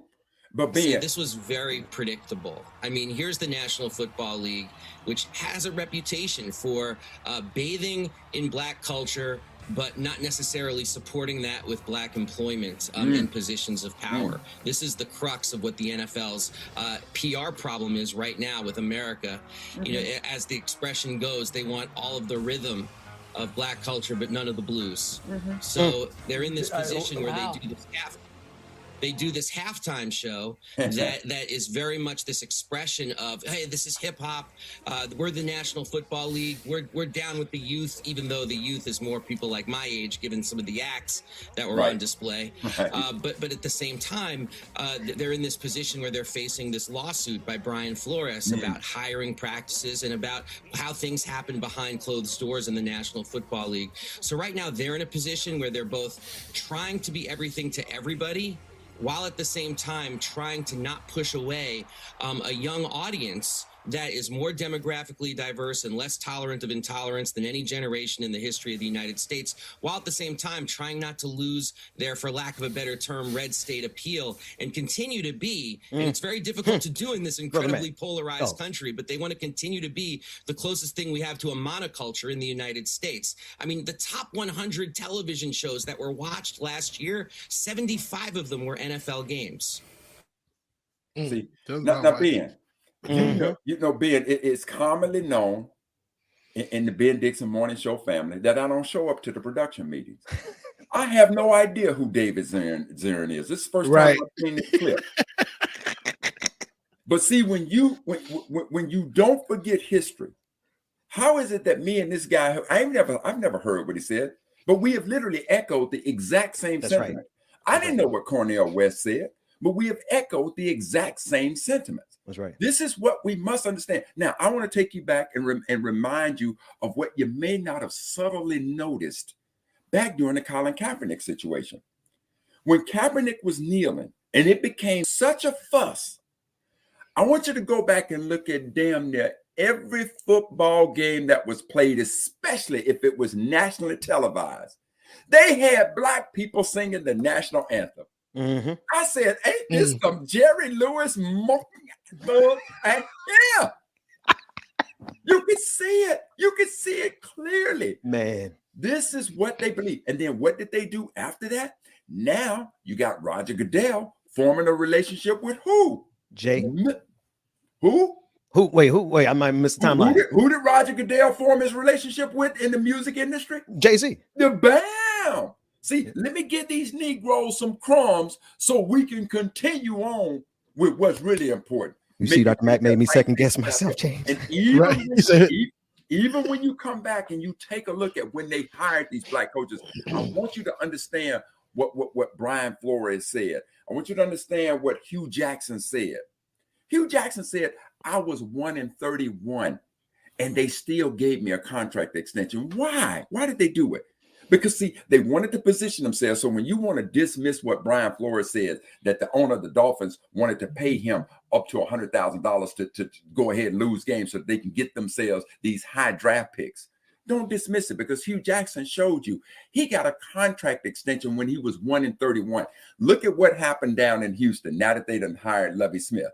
Houston knew that they didn't have the horses, but they put these black faces out there. And then they have these big these monumental losing seasons, knowing that they ain't got the players or the horses or the infrastructure to compete. But then once they get those draft choices, instead of letting that black talent sit there and handle that, now they bring in their white faces on the head coach. That's right. I'll say it again. I used to be a staunch supporter of the Cowboys. I was such a Cowboy fan that if the Cowboys lost on Sunday, I wouldn't go to work on Monday. So I know how rabid Cowboy fans can be. And now you got Mike McCarthy there with all the horses he's got, all the players he's got, and he still can't win. But Jerry Jones is so patient with him, But was he patient with Emmitt Smith when Emmitt was an absolute beast? Didn't want to pay him. Emmitt had to sit out. Was he patient with Dak Prescott? Didn't want to pay Dak. Dak had to, things had to come around. But Tony Romo never won a damn playoff game. Unload the Brinks truck to him. Troy Aikman, he should have paid Troy. I was gonna say Troy. But to my point, I don't want us to get confused and sidetracked by what the NFL do. This is their quote unquote playbook. When something happens, let's go to the one industry that we know black folks can resonate with, music. I don't care if it's to just get them to sing the national anthem. Let's do it. That's right. So that halftime show, it doesn't deter me away from what's happening with Brian Flores' family. That's right. And I don't want it to deter none of you. That's right. I'm with you there. Yeah. I ain't gonna forget that easily. Last aspect of the Super Bowl before we move on. I know this is Tuesday, but we're not live on Monday, so we're gonna talk about it anyway. Riots. We see this all the time. Black folks protest on behalf of Black life. They call us rioters, even though we ain't riot. Not for real. Nah. Check out Watts. But when a football game is lost on the collegiate level or on the professional level, white folks get out here and get a little rowdy, and they actually do some rioting. So I want us to take a little look rowdy. Yeah. Let's take a look at D1, which is Super Bowl riots. It's comparing Los Angeles to Philadelphia. Let's take a look.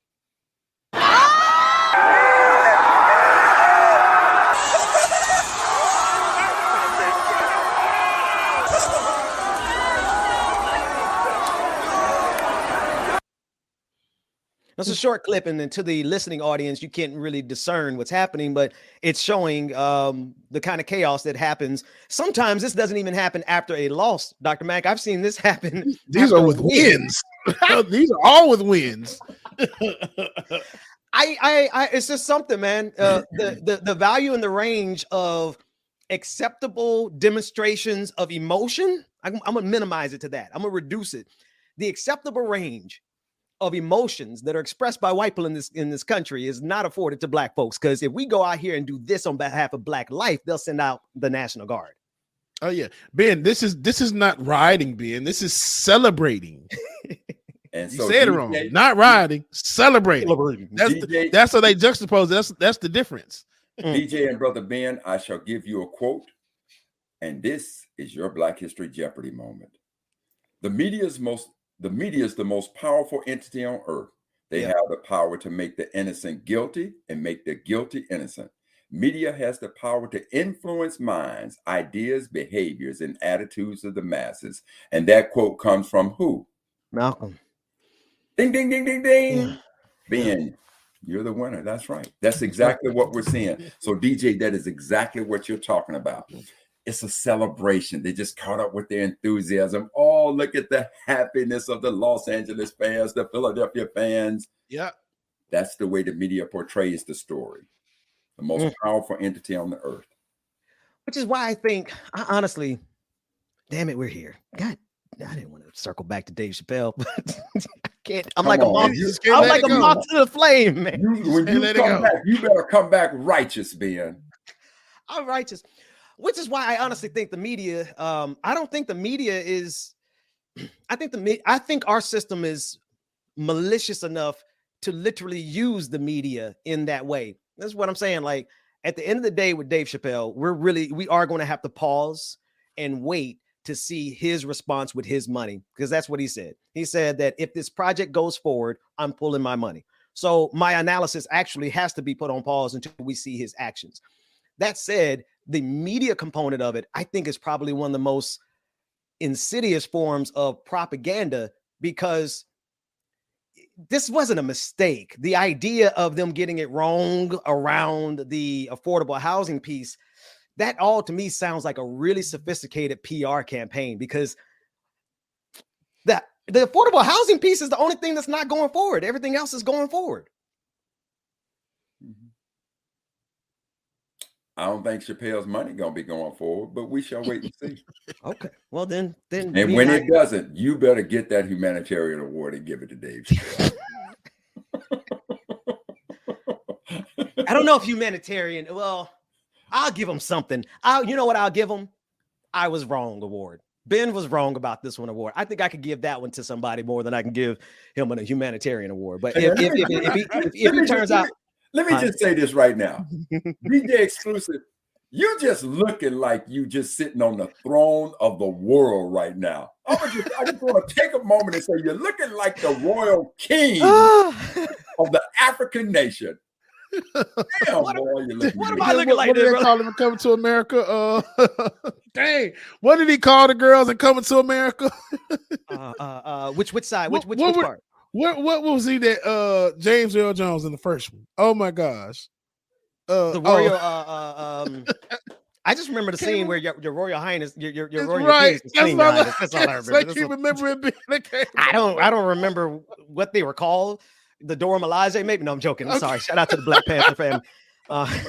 Man, I really am a horrible person at the end of the day. James, let's do some light stuff real quick. I'm going to call an audible here, and since Rebecca's not here, we're going to end the show in about 12 minutes. But we got a lot of backup of material that we haven't used in the after party. David, you're going to have to announce them. Tell us what we're getting ready to watch, and then we'll go from there. Oh David! Wait a minute. Who let a white man on my show? I swear though, I'm gonna tell you, David does not look white. David look like he mixed with something. I don't know. I think y'all all fooling me. This is like a big ass joke. David is not white. I mean, he probably is, but David is not white. What's up, David? What's going on, everyone? Good morning.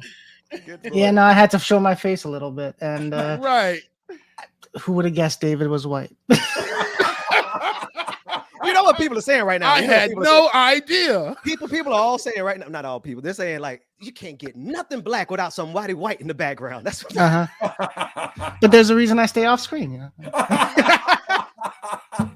I hate y'all. I don't want the spotlight. All right. All right, so before we run out of time, before we go to the clips, I wanted to highlight two things that we missed recently from Letterhack. Letterhack is the artist, right? Yep. Yeah. Our artist of the left, the cartoonist of the left. So I'll start with the oldest one. This is Georgia Fort as Batwoman. That's right. Because one day on the episode, I said, whenever Georgia Fort, look at that. That's amazing. Shout out to Letterhack. He does this for us all the time. One day on the episode, I said, when I feel like anytime it was something that happened on the show and Georgia had to get out of here, right? She had to go to the field and cover action that was actually happening. And I said, man, Georgia got out of here like she saw the bat signal. Right. And then before the episode was over, he had drawn this for her. Let her have it. That's what's up. What else you got, David? And then, you know, Ben's always complaining, and I don't think he meant this reference, but it was spot on, and I'm glad Letterhack caught it because I knew it felt familiar. Which one is this? What is this? I'll get no respect on my own damn show. I'll get no respect. So for the listening audience, this is I forget his name, but I know Rodney Dangerfield. Dangerfield. Yeah, he drew me as a black Rodney Dangerfield. I didn't know respect. None. Brother Mac just openly tell everybody he don't give a damn about my production meetings. Okay. Rebecca comes when she wants to come. You know what I mean? I was like, I can't get no damn respect, but we got the dopest show in the country. I respect you, Ben. On like days that don't end in Y. All I gotta say, man, is Letterhack, you are an absolute genius. Letterhack is a genius. Benjamin P. Dixon, no respect. God, I think we got to get Letterhack on for like a Friday episode. You know what? At We least got an to. after Yeah. party. Well, you know, and I don't want to be racist, but we're only. No, I'm joking. Yeah, you can't say that because I'm not going to say. I'm not going to make any announcements because I want people to be in suspense. But you can't really say that given tomorrow's guest. That's all I'm going to say. Oh, I absolutely cannot say that because I am about to geek. I'm about to geek the hell out. Y'all gonna see. And no, don't spill it though. Don't spill it. Yeah. Okay, we won't spill it. We'll make sure we just know that we have a really dope white guest coming tomorrow. Y'all make sure y'all got to make sure y'all here tomorrow too. Oh my God! Please be here. We don't want to tease it too much. If they have to cancel, then I'm gonna feel so sad. That would be right. Thank you for catching me, David, because that's absolutely not true. I got all kind of white friends. All right, so Ben probably got the most white friends out of all of us on here. Probably, that's a possibility. I grew up in Mississippi. What else I'm supposed to do? You know. Well, on that note, Ben, you posted a video. I think this was yours, and then the rest are James, I believe. My Funny Valentine featuring Ben Patterson. Oh my goodness! Please pause and take us off the screen for this because this sister is phenomenal. All right, here we go.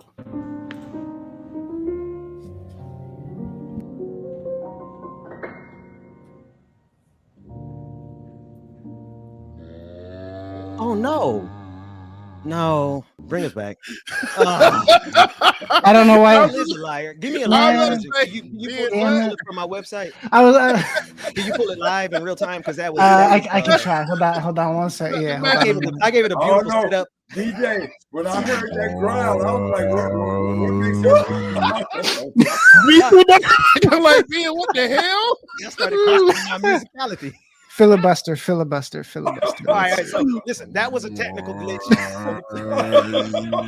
I think it's a TikTok video, and that's why TikTok does that. It'll apply from my Facebook page, man. So I got my reputation, my musical reputation is on the line now. Now, anybody who has already Facebook. I don't know why I heard did that. This sister, anybody who's already heard this sister already knows what's coming. But all you heard was the devil right there. It was that wasn't the devil. That was the Chop and Screw version. Somebody said in the chat. It was Chop and Screw. Hey, shout out Rebecca Azora in the chat room. Hey, Rebecca, you can pop your ass on screen if you want to. Come on, Queen. Ben, I'm just thinking that David and DJ, I'm just thinking Ben didn't cover this in the production meeting. Clearly, he did not the match. You know. No, he didn't cover this. He just told me to grab some light clips, and when I downloaded it, we didn't cover it in the production meeting. But there we go. Let's run it, David. Here we go.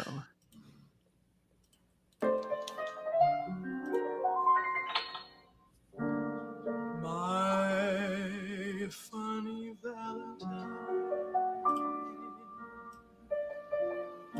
sweet comic Valentine,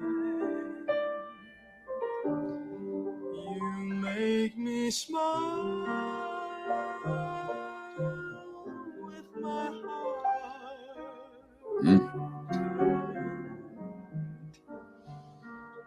Your looks are laughable, unphotographable, yet you're my favorite work of art. Damn, Ben, I apologize. Is your right, Dr. Matt. Less than Greek? Is your mouth a little weak? Absolutely. When you open it to speak, are you smart?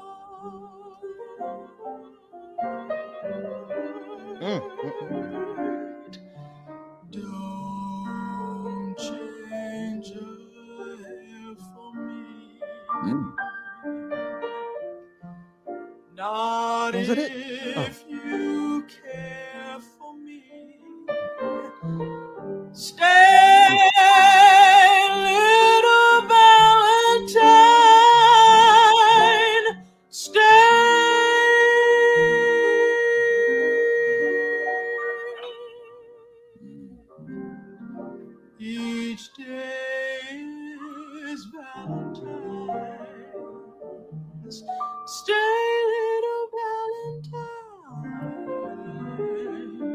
She did one more turn.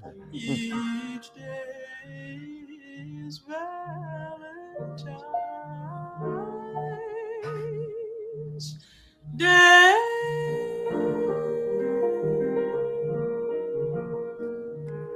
Damn, girl. She was good. She was good. Man, Good. Samara, her name is Samara Joy. And I follow her on Facebook. And she, if you want to see more of her, she was just on the Today Show today. She might actually be there at the 10 o'clock hour, if I'm not mistaken, whatever that late party is that they do. Yeah, Samara Joy. I don't know, My DJ. I'm not gonna say she was good. That sister was touching my soul. Right. She took me back to Sarah Vaughan, man. Sarah Vaughan, Ella Fitzgerald. Like it's just a passion in the voice, of that style of music. That does. It's that's it for me, man. I love that. I love that. What else you got, David? So when you don't want to argue in front of the kids. Thank you, I haven't seen this one.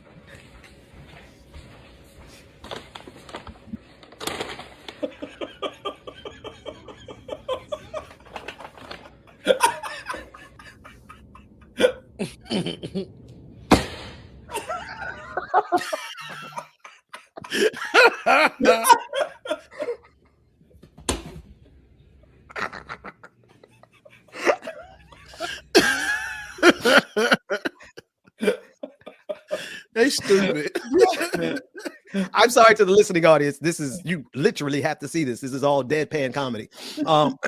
Why do me and my wife do that every Oh man. One day I'll have my wife home and I'll tell y'all how we almost got a divorce over a box of cereal. And you never really it be the smallest things sometimes. But I was feeling that McDonald's part where the McDonald's bag was empty because anyway, marriage is funny like that. I got one more. We didn't discuss this. I don't know if James wants to save this for Rebecca. The moment Nelly realized he messed up. Ooh. Yeah, go ahead, run it. All right, hold on. So you say Nelly this weekend. I'm a little nervous about what you're about to play. No, so it is the moment he realized he did that, but it doesn't have it doesn't. No. And if y'all don't know what we're talking about, last week seems like the leaked sex tape week because everybody's sex tape that came out. So Nelly's was the first, and this looks what appears to be Nelly discovering the mistake he did while he was sitting with Kevin Hart. And it's like Kevin Hart saw it too. Oh, this is horrible. Play it. Yeah, I think he was younger than that. I think he was like 14 when he started winning that game. Man, listen, man. Oh God. John T.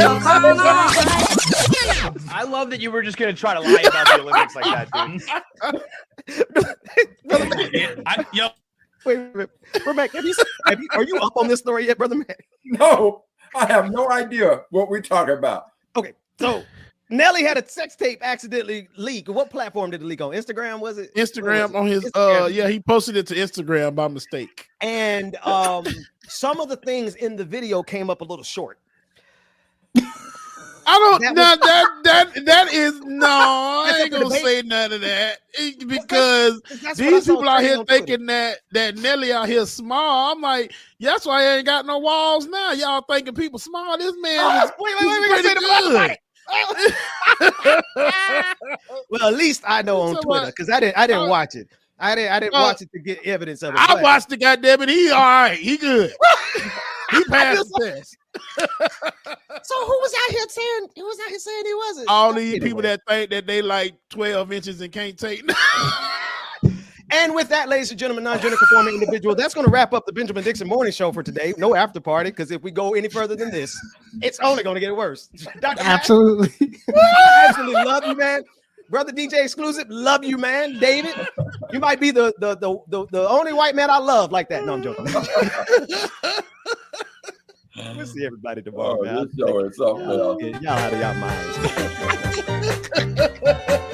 See y'all tomorrow, everybody. No after party. All right, y'all. No after party today, man. We will see y'all in the morning. But no, for real, y'all out here tripping, talking about Nelly thing small, man. Y'all tripping. Y'all goddamn stupid. I guess I'm living in the dark days. Because I sure can't see no light. Ever since you left me. Make sure that y'all tune in tomorrow, y'all. Tune in tomorrow. You don't want to miss the show. It is going to be an absolutely great one. And we will see y'all tomorrow, man. Your affirmation for today is... All right, it's a good one. It's okay to not be okay. It's okay to not be okay. I allow myself to feel whatever I need to. I allow myself to feel whatever I need to. Y'all gonna be great, man. Love y'all. Mean it. Have a great day. See y'all tomorrow. Listen.